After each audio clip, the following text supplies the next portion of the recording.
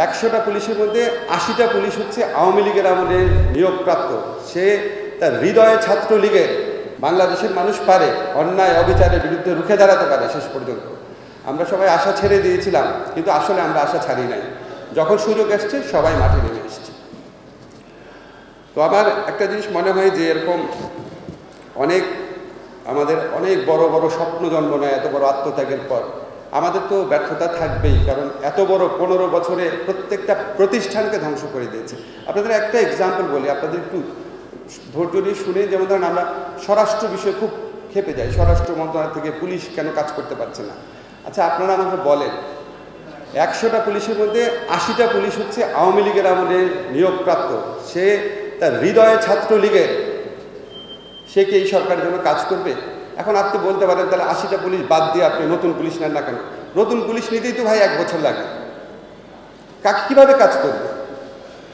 তো এখন 20 জন যে পুলিশ আছে, সেই 20 জন পুলিশের মধ্যে তাদেরও তো কারো কারোর মধ্যে ভয় কাজ করে। এই সরকার 1 বছর আছে, তারপর কোন সরকার আসে? আমি এখন সামনে যে সরকারটা আসতে পারে তার কোনো কর্মীকে ধরবো নাকি? এগুলি তো বাস্তবতা। আরও নানান ধরনের সমস্যা আছে। আমাদের ব্যর্থতার জন্য অনেক কারণ আছে, আমাদের নিজের অযোগ্যতাও থাকতে পারে। তবে একটা জিনিস মনে হয়, কিছু কিছু আবার এক্সটার্নাল ফ্যাক্টরও থাকে।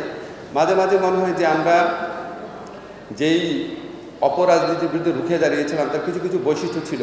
সেই বৈশিষ্ট্যগুলো কেন যেন আমাদের সমাজে, আমাদের মনোজগতে এখনও কিছুটা রয়ে গেছে কারো কারো মধ্যে। যেমন ধরেন একটা মালিকানার একটা রাজনীতি বা ট্যাগ দেওয়ার রাজনীতি, তারপর অতি আশাবাদের রাজনীতি, তারপর হচ্ছে ইনটলারেন্সের একটা মানসিকতা। এগুলি আমাদের মধ্যে এখনও কিছু কিছু রয়ে গেছে। এবং এমনই পর্যায়ে ইনটলারেন্স, আমরা প্রত্যেকে আশা করি অন্য সবাই এক্স্যাক্টলি আমার ল্যাঙ্গুয়েজে কথা বলবে, আমার শব্দ চয়নে কথা বলবে, আমার অঙ্গভঙ্গি করে কথা বলবে।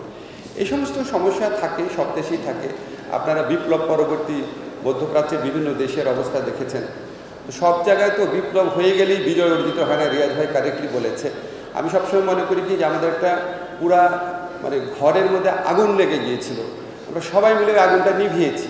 এখন ওই ঘরটা আবার নির্মাণ করার কাজ শুরু হয়েছে।